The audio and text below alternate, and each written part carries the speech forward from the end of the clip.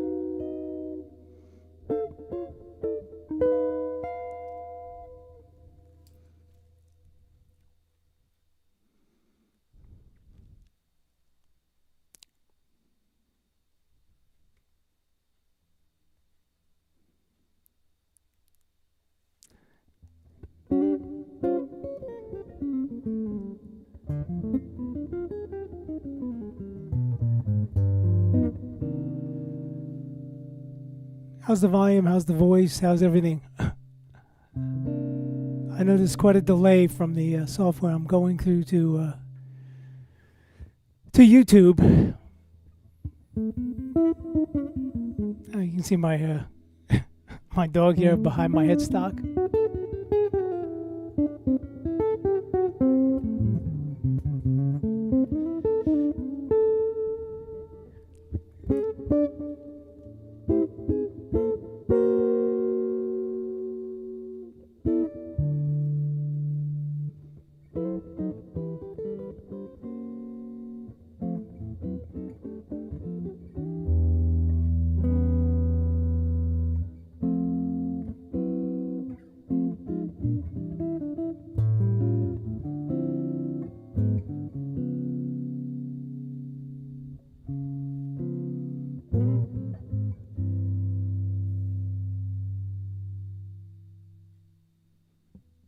Oh, that's good. This is a new ball game for me. I'm doing this social media thing, but it's going to be fun to pass this stuff along. It's time to move things forward.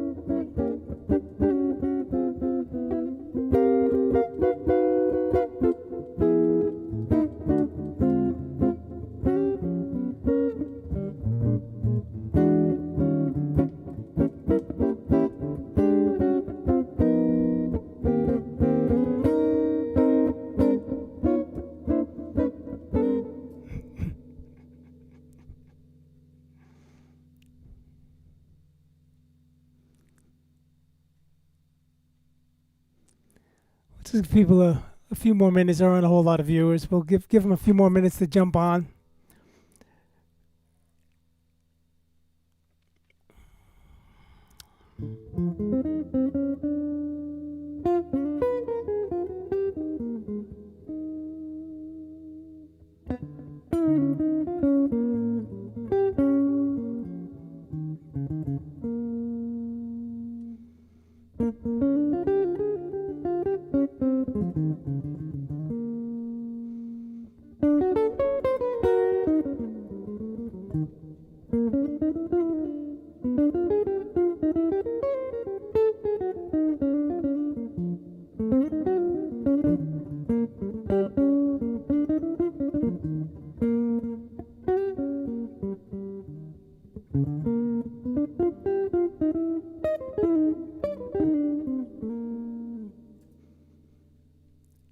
It's kind of corny ending on the root, isn't it?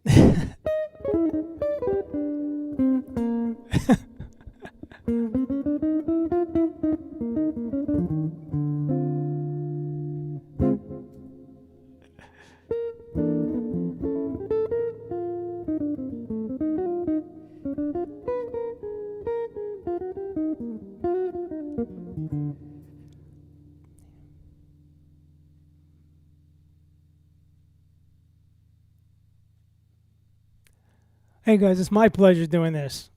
68 years old, it's time to pass on the baton. It's fun. Fun hanging out with Jeff, seeing a lot of my former students on here doing stuff.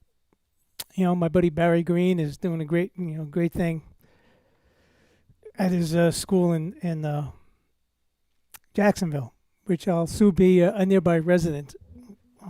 Bought a house in St. Augustine. So hopefully this may be...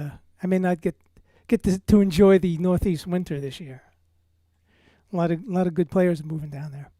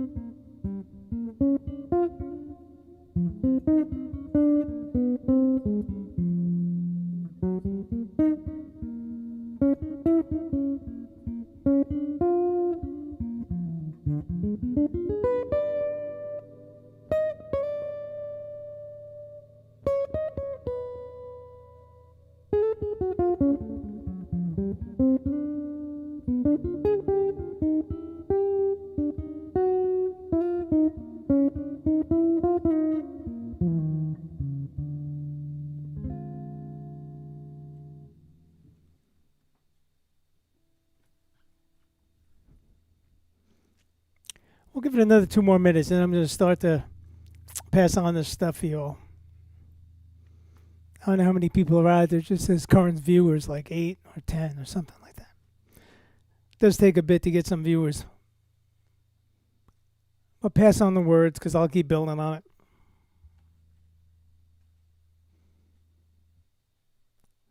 Mr. Rosmel, how are you, brother?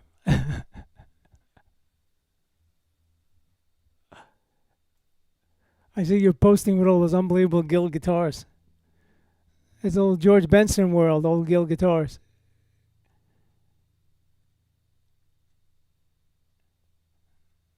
George played that, what was it?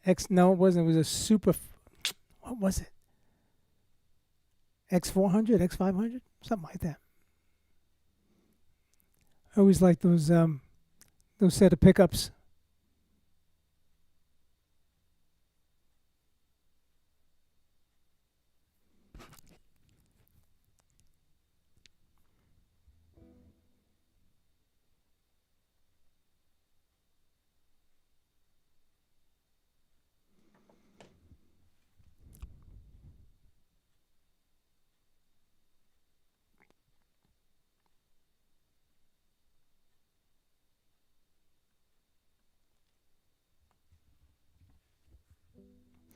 All right, guys, let's get down to it. Let's do some stuff.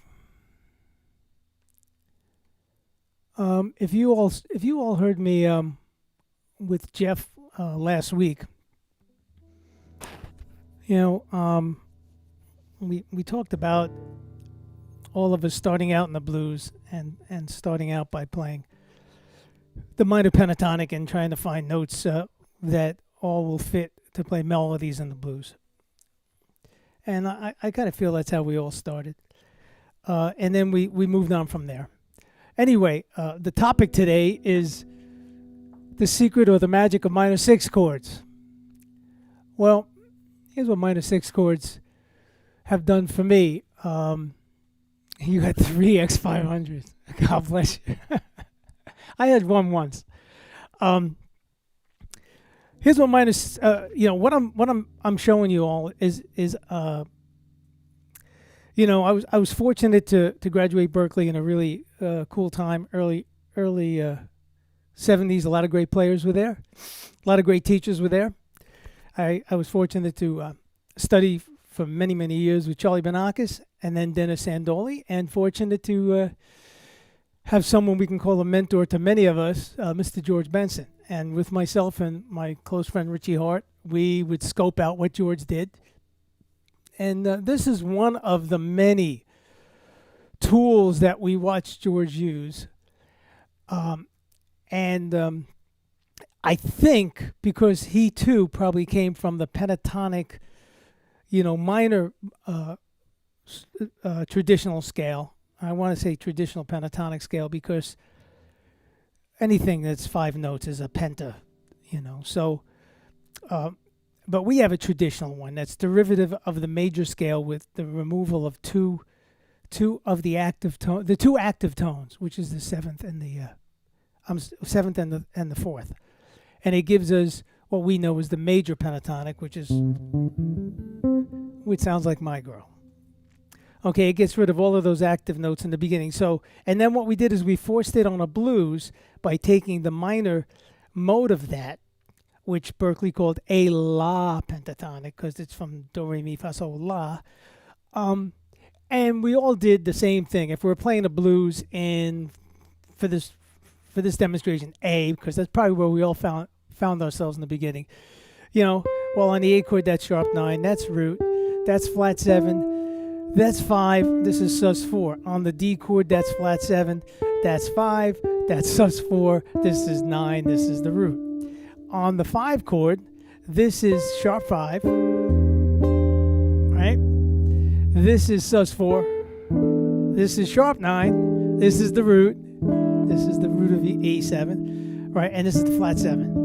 Okay, and so we would hang on those notes and say, yeah, I got to go in, I'll bend up to that one after that. And then at some point you wanted to really commit to the change, outline the change, and start to put more colors on your palette.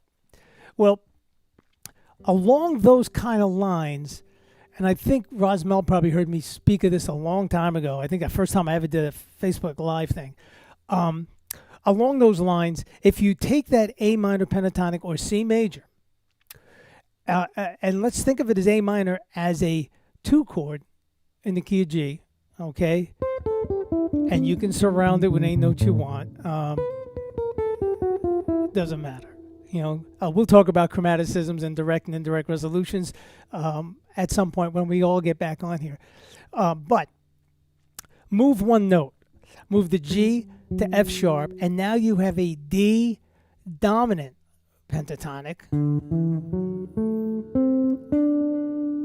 Okay? Or A minor 6 pentatonic.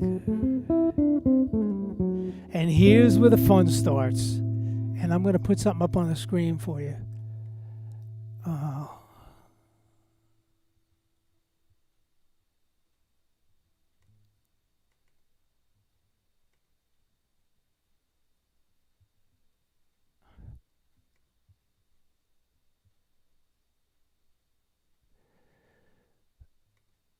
And hopefully it'll be popping up on Facebook in a second.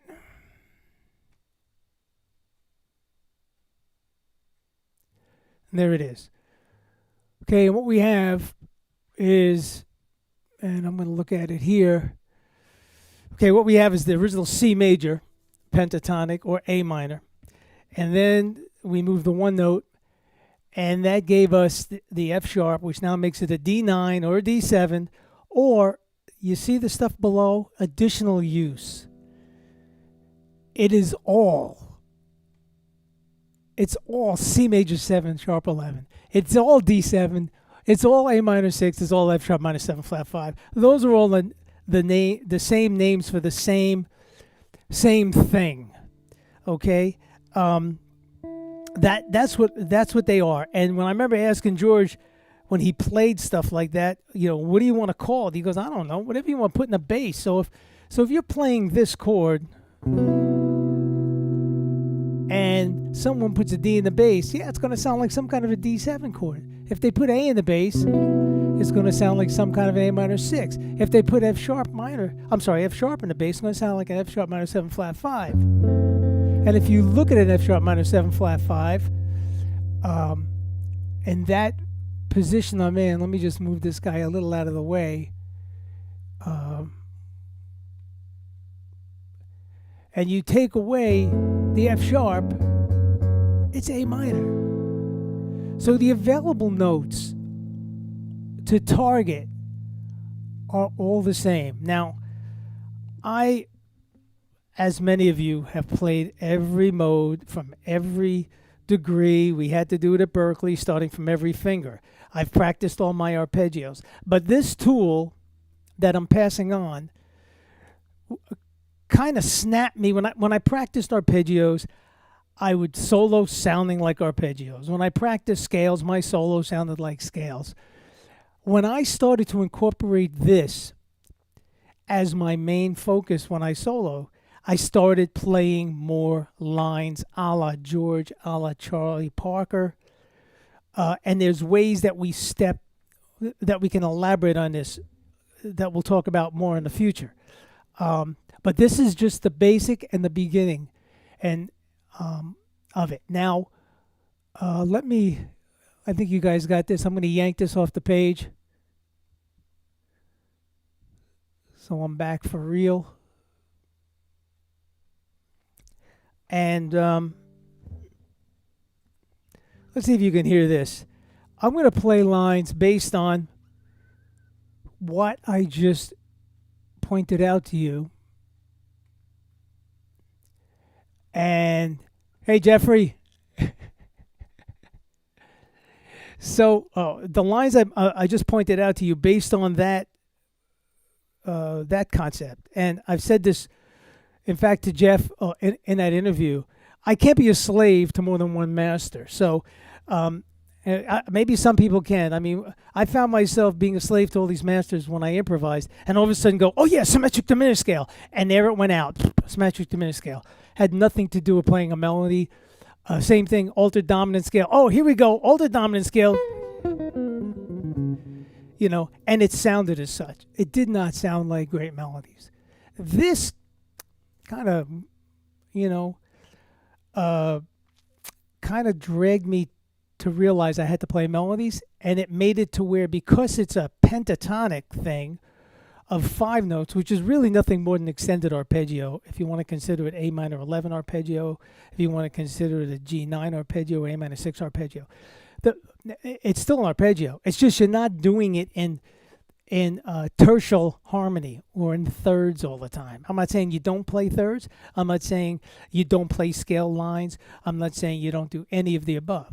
But for me, it works because I target. My ear tells me where things go, and when I use chromaticisms, I am always on a nice strong beat when I'm hitting all these chord tones, and it just sounds more musical to me. In my ears, I feel like I am playing better music. So maybe you'll adapt adopt this. Thank you, Jeff. We did our sound check, and I'm glad it came off good. I'm wearing my headphones. So I adopted it. It's changed my playing in a lot of ways. I don't sound so deliberate. I don't sound so contrived. And it brings me back to what our roots were initially, which was kind of like the blues anyway. Which blues in its earlier forms were very melodic to start with, and then as you add your more tools, you should remain melodic, without losing the melody, but now embellishing it like Charlie Parker did, like George does. I mean, man, George plays the blues unbelievably. You get a record called "Off the Top" and his opening statement, "Bop bop do that down." I mean, he comes out of the gate swinging. Anyway, enough of that. Let me just show you. I made a loop. Let's see if you can hear it. I'll turn it up a little louder. Okay, that's an A minor 6 chord. I'm going to play the same line.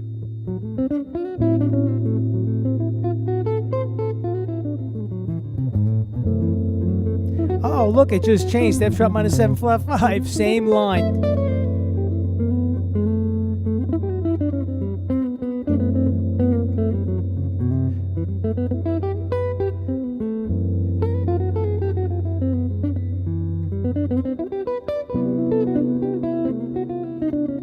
Now, I'm targeting these things that I'm telling you.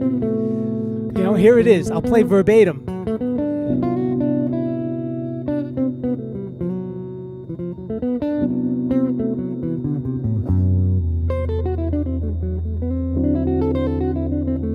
I'll put some chromatics there.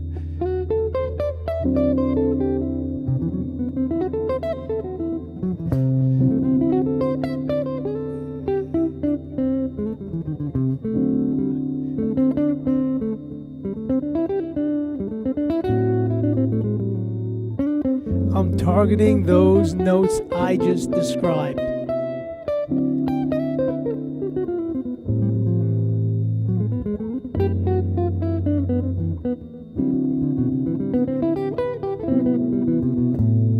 So that's a demonstration, a quick demonstration on those chords are the same. The targeted tones are the same.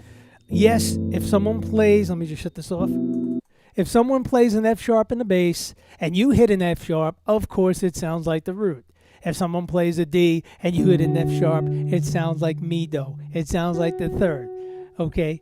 Yes. So the measurement and the intervallic relationships change to your ear, but your targeted notes, those are still great chord tone targeted notes to select. We'll talk in a later thing about chromatic from below, the scale from above, building chromatic lines and targeting these notes of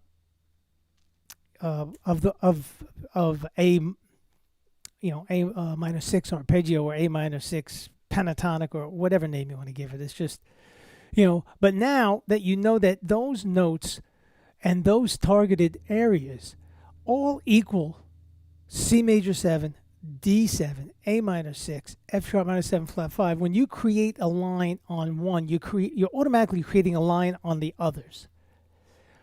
Okay, so that's what I want to pass. The other thing I want to pass on, which Jeff and I spoke about, is if you haven't practiced in this manner before, I'm assuming we all know the original basic pentatonic scales, and you probably all know them in that and the minor way we first use them, by forcing them over a blues, kind of like the harmonica mentality of playing a blues harp. Okay, but if you do them as minor, and then you make that change, turning them into a D dominant pentatonic or an A minor 6 pentatonic, then you play them in one area and go through cycle 5. So let me just make a quick change here. Let's see if this is it.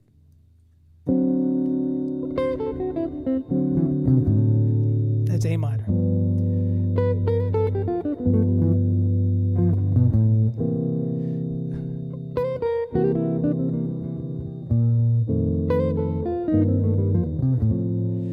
Now I'm going to B flat. E flat, which brings me back to the first one I started. Same fingering. It only goes up a half step. Only goes up a half step, and then you're starting the same 5 fingerings. Because I think straight off, anybody could sit there, or any of us could sit there and go, okay, here's D, here's D, here's D, and so on. But to stay in one space, this way, let's just say you're doing something in cycle 5, and you're sitting there going B flat to E flat, so you got back,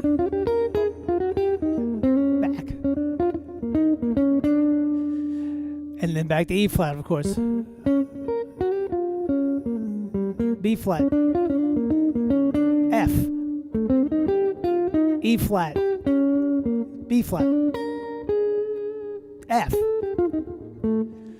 I'm targeting them. I'm being really deliberate right now with it.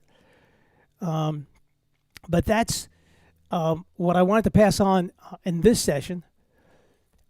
Learn them, play them in all keys in one area. And then at some point, we'll talk about chromaticism. We'll talk about direct and indirect resolution. I'll touch upon it a little bit now. If you want to target a note, you can always go chromatic from below, and that's what Charlie Banacus called direct resolution, and that meant that you go from chromatic into your targeted tones. In this case, we're going to just say we're targeting chord tones. Okay, I don't want to say arpeggios, but they are. I don't want to call it pentatonics, but they are. If all of you love McCoy Tyner and you listen to McCoy Tyner's solo,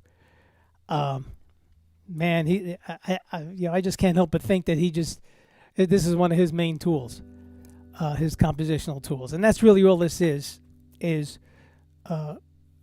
compositional tools that you can use spontaneously when you compose, which is called improvisation, right? Okay, so chromatic from below, I'm doing.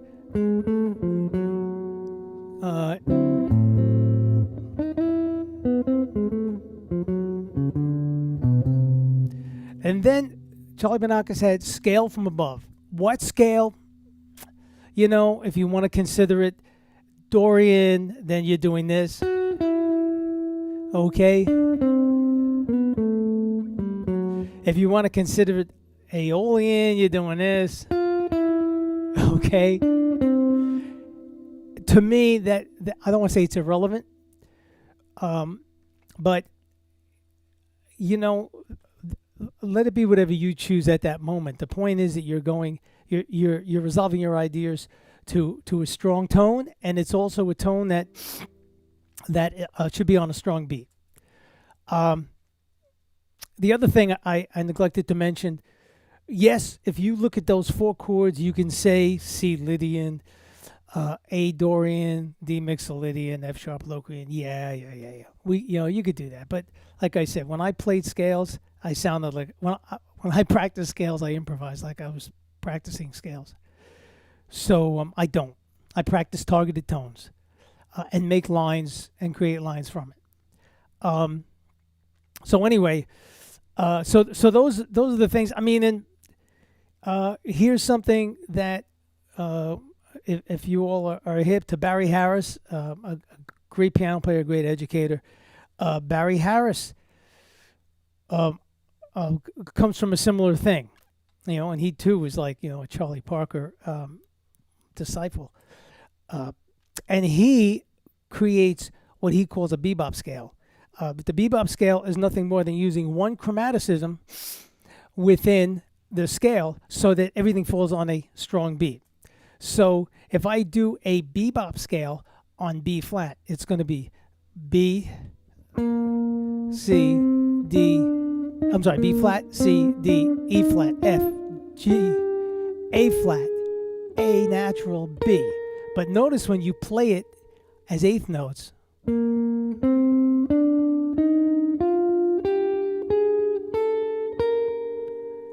everything falls on the downbeat.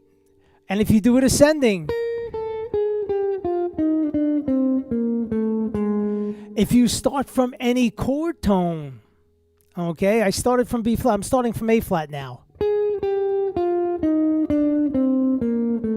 I'm starting from the fifth. I'm starting from the third.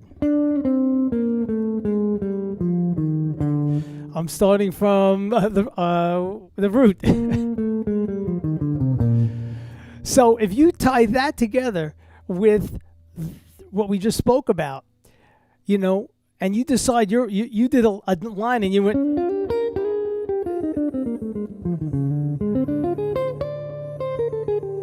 you're never going to be. Now look, I'm going all the way chromatic down from the third. Oh, I can keep going. And then look, I land on the downbeat on the fifth. So very reminiscent of GB. If he goes,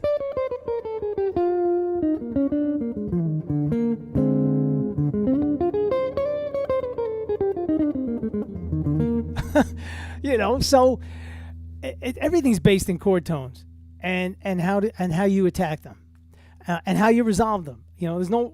George said this to me many moons ago. There's no wrong notes. It's just a bad resolution. Then again, if you intended the bad resolution, then it's not a wrong note. So, that's what I want to share today. The magic of a minor sixth chord, which we know is also C major 7 sharp 11. It's also D9. It's also F sharp minus 7 flat 5. Okay.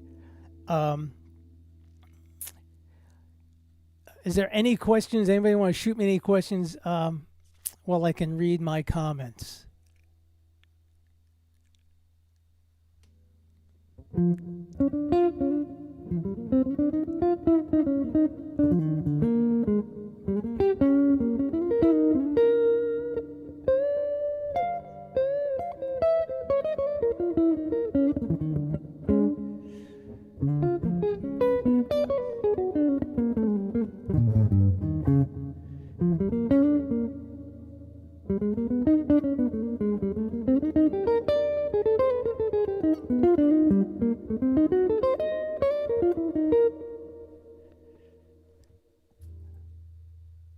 Are we all good? Next time we get together, we'll do more. I'll post more about chromaticisms. I'll post more about using these, the whole concept in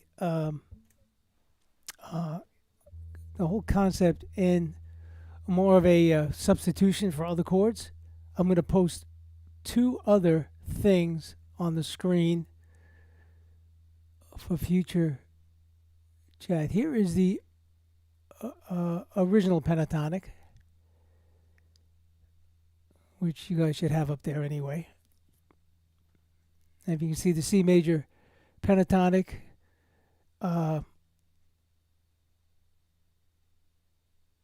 and then the G pentatonic, and also this is the one that gets most everybody.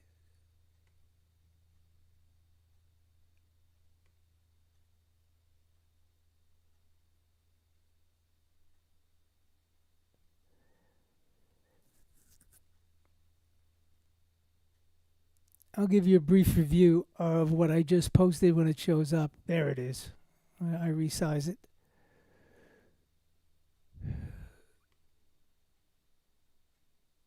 Okay. Can you give me a couple of exercises to get under my fingers? Couple of exercises. Okay. Let's see. Clive, you want those exercises to be just motor skill exercises, or exercises to get this actual compositional device under your fingers? That's important. I mean, a motor skill exercise, I mean, that could be a number of different things that have really nothing to do with playing a melody, just getting getting finger memory going, like just doing this, and then working different patterns, which I gave all my students in their early days. Or I always was a believer in economy of movement, so I would make them hold their hands here and move one finger at a time to tell the fingers not to do, so that you don't have flying fingers. Shoot me exactly what kind of exercise you want. If it comes to having to do these scales or this compositional device, I think the best exercise would be to do them in groups of fourths, groups of patterns of 3.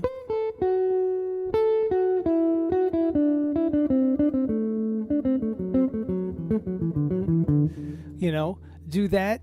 Doing patterns of 4.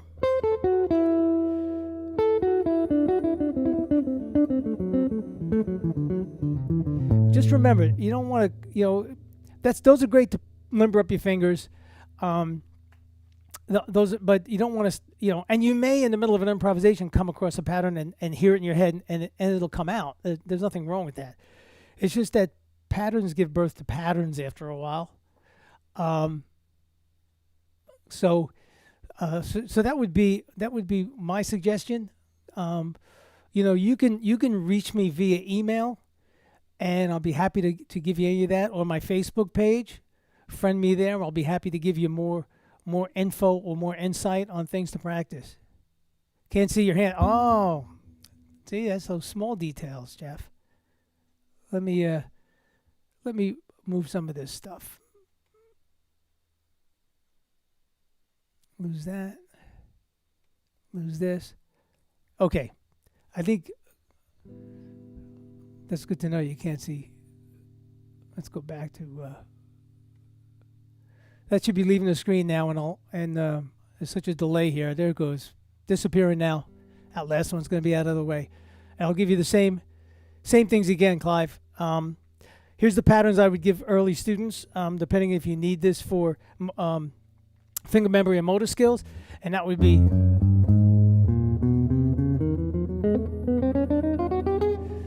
and then the reverse, and then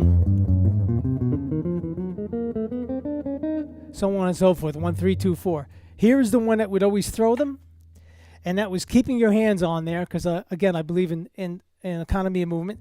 So I would tell them, don't move to the next string with that finger until you need it.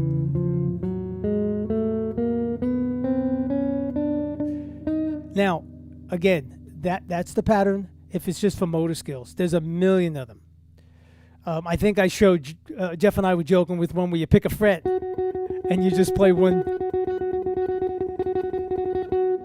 That's a pretty comical thing. But if it's having to do with this actual compositional device, here's what I suggested before that you couldn't see my hands. Do them in third, groups of 3.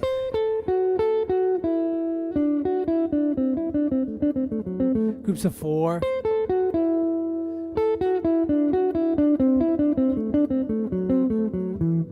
and so on.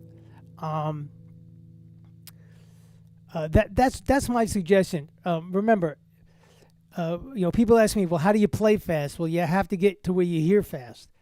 The ear is everything. No one told you how to move your tongue to say the words mommy. You heard it in your head, you heard it in your ear, you emulated people until your tongue did the proper thing, the proper motion to get coming out of your mouth what you were wanting to hear. So, that's my suggestion. But again, would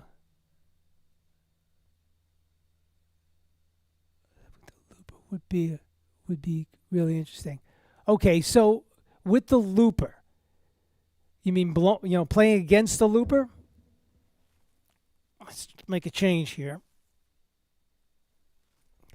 Against the main chords or the four chords that group of notes suggest. All right, so if it's against the looper, for practice purposes, since this is all in one key, okay, this is kind of limited because you're only going to go. I'm doing patterns. That's all A minor 6, A minor 6.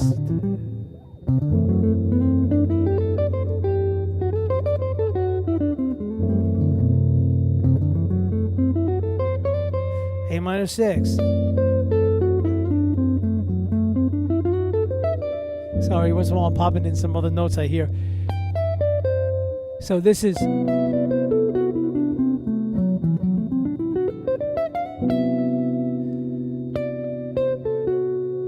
the same thing. I'm just linking them.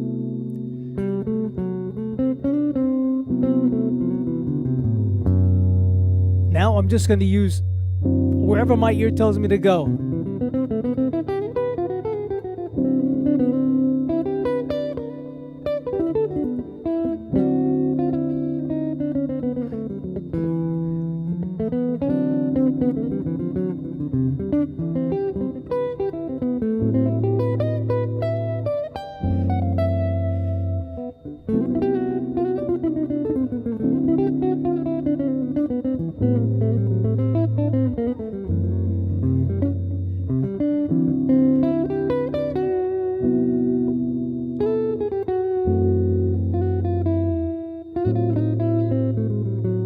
Here, I'm just using all those chromaticisms. I'm going to aim for that C. Aim for it again. Aim for it again.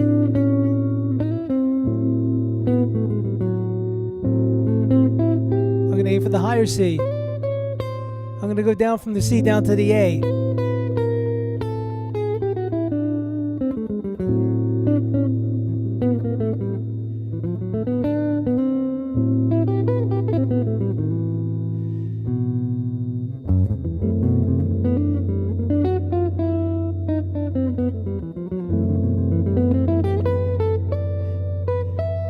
In that one key. Now I can get sexy and do a dominant approach and go 5/7 to taking me back to any of those notes. You listen, you'll hear it. Here we go.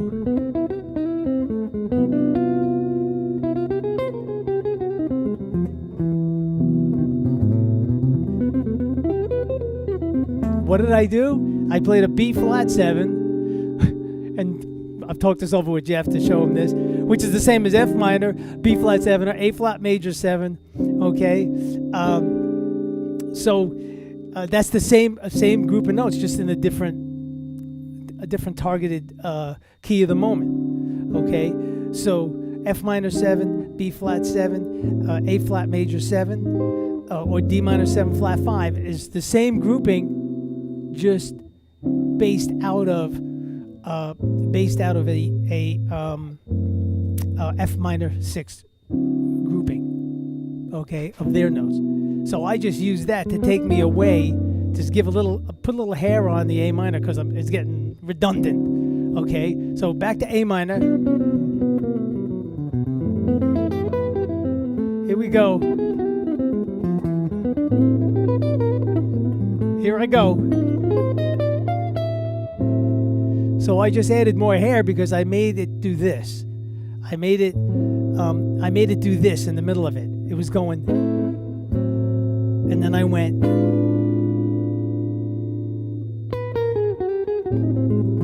and back.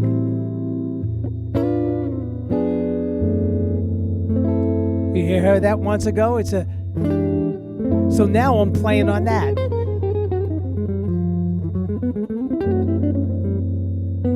And I'm back. I could do that. It's a stagnant thing. I could make, if you were comping for me and it was A minor, you wouldn't go do this the whole time. You'd go, you wouldn't stay just on that forever. You'd give me something to kind of, create some gravitational pull, Anyway, we're going off on stuff that we'll talk about the next time, but that was a demonstration. So does that help? The other thing is, let me shut this looper off. This is a great help, is do it in cycle 5. Okay, so this starts out, I think my first chord change is D7. Okay, so that's D7, G7. So don't change. C7. Gonna go to F7. Gonna go to B flat 7. Okay, and that again will pay such dividends. It's ridiculous. You're just gonna have to do it slow and be patient. It didn't come to me overnight. It's the more you put in, the more you'll get out. So Clyde, be patient with it, because I'm telling you, once you, I'm a believer that once you get these under your belt, it will. I don't want to say simplify, but you'll be a better focused player. And it was said to me by George Benson, I think simply, but I play complex. You cannot, I don't know, in my mind, I can't think complex and play complex. I can't. It's just, I'm a slave to too many masters that way. So to me, chord tones, and this is a way to focus on chord tones without me telling a student, okay, now go home and play your arpeggios. Right there in the secret of the A minor 6, okay, right there in the secret of the A minor 6, you have targeted chord tones for 4 chords, or automatically. So when I play with George and he goes like this at the end of a blues, okay, he's thinking that probably as a B flat 9 chord, right? But when I stopped him, he goes, oh, I don't care, man. It's the sound. It's the sound, brother. He's right. It's the sound. So, get those under your fingers. Next time I do this will probably be sometime next week. I'm not certain of the days, but I'll post it, and I'll just keep adding on to this. And I will, for those that, I will go back and talk about major scales and the whole steps and the half steps.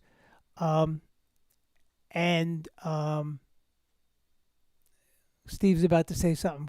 Come on, Steve. If you could, that would be great if you could. Oh, okay. Yeah, I'm going to go back to square one and talk about the whole steps and half steps. Talk about the real meaning of diatonic.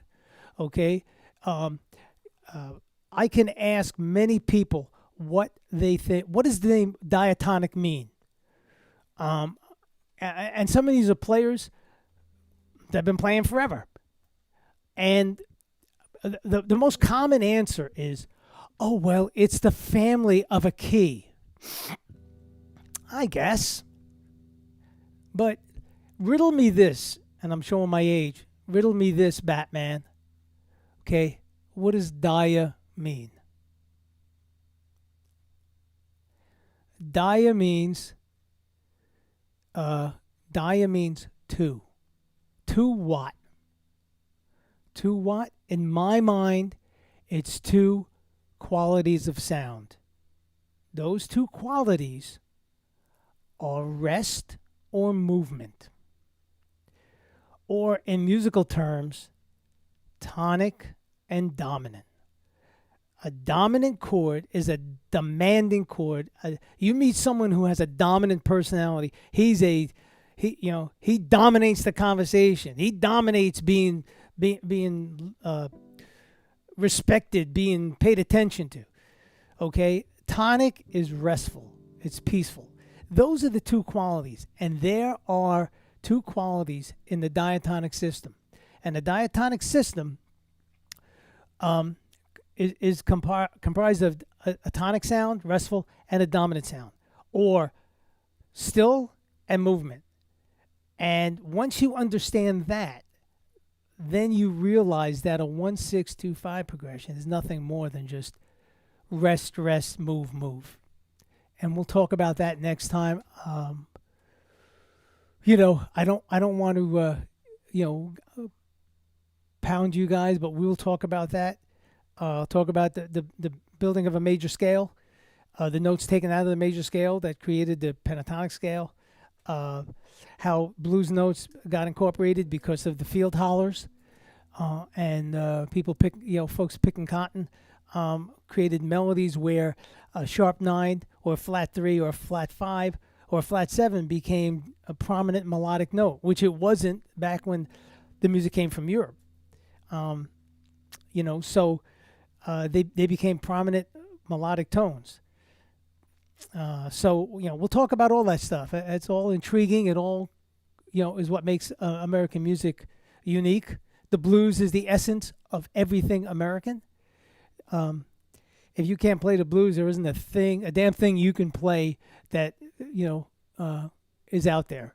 Whether it's R&B or soul or jazz or country or rock and roll or any of that. And to me, for my ears, the best even jazz players have that underlining thread of getting pretty funky with the blues in their playing. George does it, and it's funny because even on my gigs, I just see when you just dirty stuff up a little bit and you start adding some of those great melodic melodies, people pay attention. It touches the soul. Jeff just reminded me, I saw the post, if you haven't already, like my channel, subscribe to it, pass it on. I will sit here and reiterate anything and all that goes on in my in my cranium. I've been doing this a long time. I got a lot of fun stories about some great, not only educators, like the great Charlie Banakis and Dennis Sandoli, but of GB, of Bill Levitt, Mick Goodrick, all the people that I had the good fortune of being under. Has a big, wet behind the ears, 17-year-old coming out of Fort Lee High School. So, does anybody else have any more questions before we wrap it up?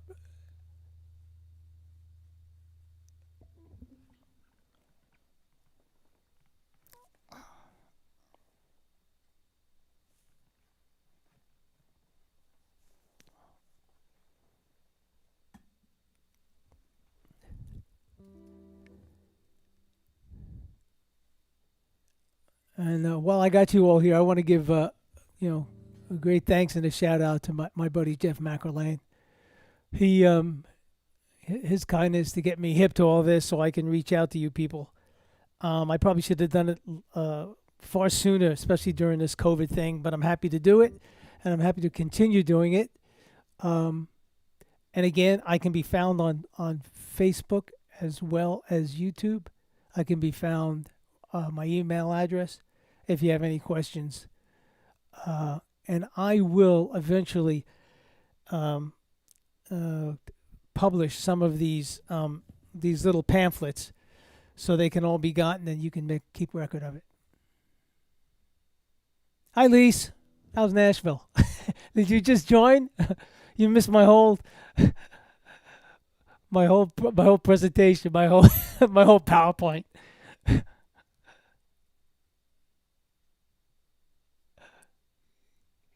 Um, so I think Jeff, correct me if I'm wrong. This can all be rewatched on my Facebook channel, on my YouTube channel. Can it not?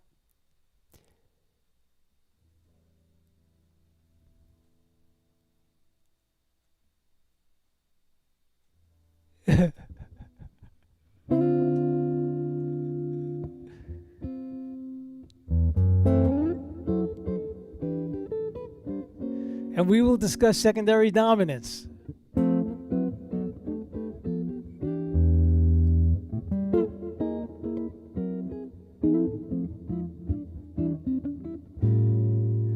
going to never to put it into practice. Thanks for sharing. Yeah, put it into practice. You know, start out slow. There are a great deal of tools out there now that I certainly didn't have. I'm 68 years old. Um, when I grew up, there wasn't a looper, there wasn't CDs, there wasn't YouTube, there wasn't any of that stuff. So um, I think I told this story with Jeff. I would just like anybody else, just go get a record and hey Dougie, and I would drop the needle on the record, or sometimes put a quarter on it and slow it down. But of course, back then, if you slowed down your record, you also lowered the pitch by a whole step. So now you had to learn something a whole step lower, or you could tune your guitar to that record, which was ridiculous. But then by the time you were done learning the song, the record was ruined. And case in point, and I think I mentioned this, I went from playing in a band with my buddy Jerry LaRosa and a bunch of my high school friends doing Paul Butterfield, um, and the Blues Project, and enjoying things like Mike Bloomfield and Danny Kalb and those guys. And then someone turned me on to Wes.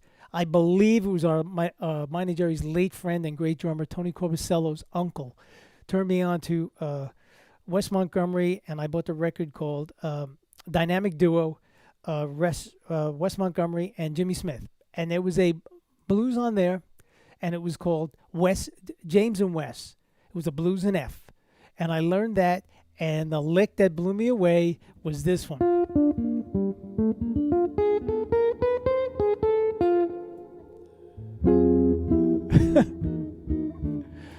Because it was playing on the change as opposed to the little you know little box that we're all playing in at the time, and you know so anyway, so I beat the hell out of that record, and then years to come, I made my students that studied with me early on, that was their first jazz blues transcription.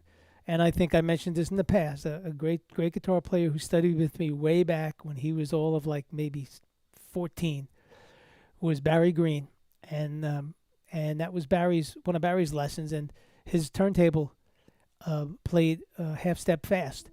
So he brought the transcription and wrote it all out in F sharp, blues in F sharp. So, but credit to him for sure. So that's the stuff you dealt with. Now, you can see a million players up close. You can. I mean, we used to have to pay a lot of money to go see the likes of George Benson and sneak in back when drinking was 18. We used to sneak into, well, back then we were at Berkeley, so we'd sneak into the jazz workshop, and and George, and see George up there, leaning back on a stool, probably back then playing. I want to think his old D'Angelico or a Guild, or Kenny Burrell, or any of those guys, or Miles, or close up. But that was spending the $10 to have one drink of nothing, and then get kicked out of the place. That was my food money for the week. But anyway, now, man, we could check that all out. I check everybody out, and to quote George Benson again, and I mentioned it in my Jeff interview. If you don't want me to steal it, don't play it in front of me. And that's one of George's favorite sayings. So I listen to everybody. These cats out there, on YouTube are great educators, great players. Um, it's just I guess as a 68-year-old, it's sad that there's no venue that these people can be greatly appreciated other than um, you know in in this venue. So support them all. It's support them all. It's all great stuff. Um, I see Lise and Dougie there. Lise, did you get to hear any of this at all, or did you jump in just towards the tail end?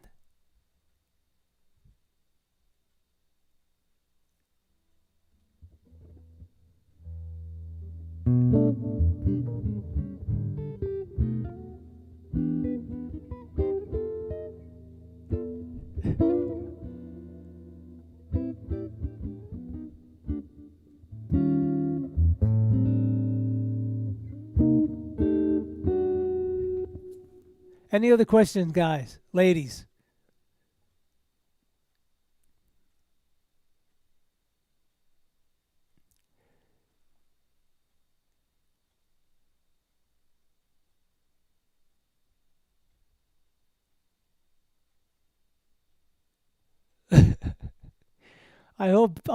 Lisa, I hope Doug is whining and dining you.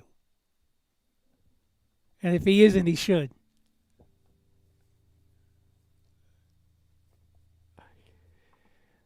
My buddy Jeff still out there?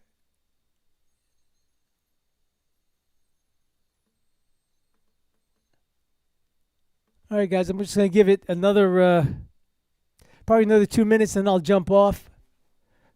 Oh, there's Hank. He's sleeping. He's named after a great guitar player, Hank Garland.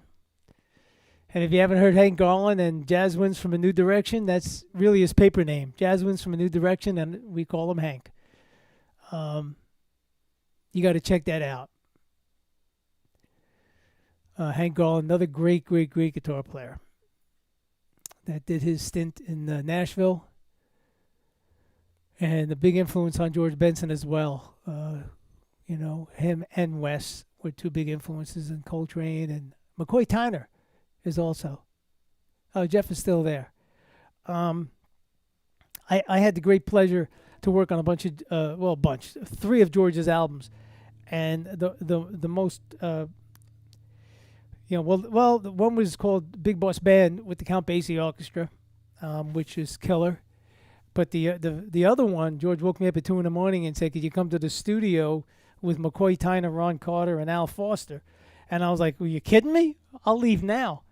And that was Tenderly, which is a hard album to find, but George plays his butt off on a lot of great stuff.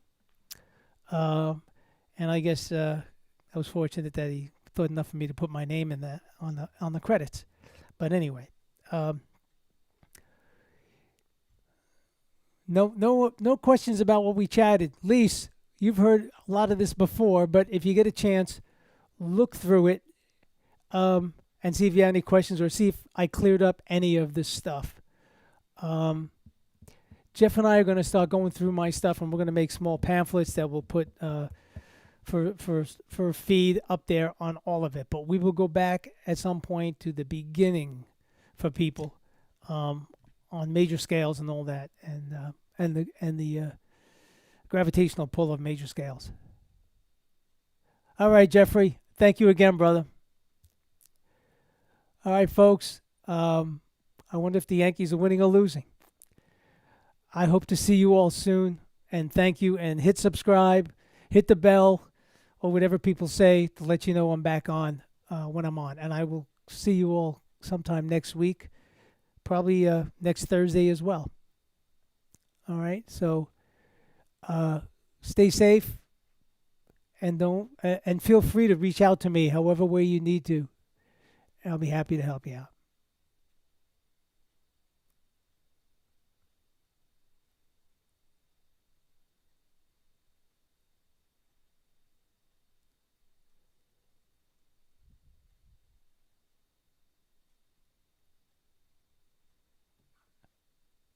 Okay, folks, stay safe.